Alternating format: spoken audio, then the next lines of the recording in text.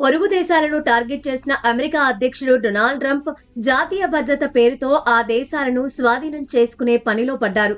ఇప్పటికే వెనిజువేలా దేశ అధ్యక్షుడు మదురోను అరెస్టు చేయగా తాజాగా గ్రీన్లాండ్ పై కన్నేశారు. ఆ దేశాన్ని స్వాధీనం చేసుకోవాలని చూస్తున్నారు. ఈ క్రమంలోనే గ్రీన్లాండ్ పొరుగు దేశమైన డెన్మార్క్ అప్రమత్తమైంది. గ్రీన్లాండ్ జోలికి వస్తే చూస్తూ ఊరుకోమంటూ అమెరికాకు గట్టి వార్నింగ్ ఇచ్చింది.